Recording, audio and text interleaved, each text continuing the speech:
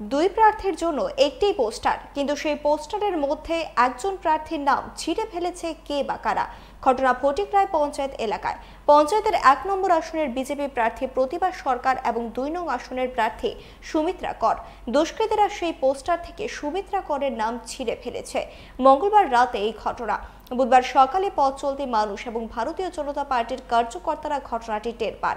ফটিকরায় থানার পুলিশ ঘটনাস্থলে গিয়ে খোঁজ নিতে সরেজমিনে মাঠে নেমেছেন। প্রশ্ন উঠছে, এটা কি ষড়যন্ত্র নাকি দলীয় কোন্দল?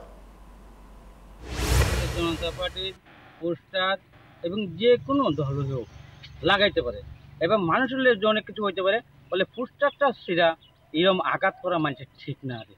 এইটাই মানুষের শৃঙ্খলা পরিবেশ থাকা দরকার। হাঙ্গামা করে কোনো জিনিস আদায় করা যায় না মানুষের কাছ থেকে, এবং পোস্টার ছিঁড়া কোনো কাজ হয় না। এটাই আমি মানুষের কই, যাতে পোস্টার না ছিঁড়া হয়, সুন্দর মতো চলা হয়। এটাই তিস্তর পঞ্চায়েতের নিয়ম। ১ নম্বর ওয়ার্ডের প্রার্থীর পোস্টার ছিঁড়া হয়েছে, 12 নম্বর বুথ, 11 নম্বর বুথ।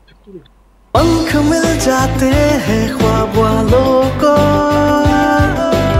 आड़ते हैं जिंदगी सवर ले,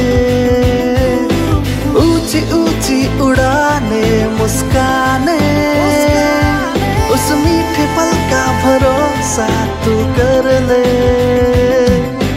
जिंदगी में कुछ बनो है techno. Techno College of Engineering, Agartala.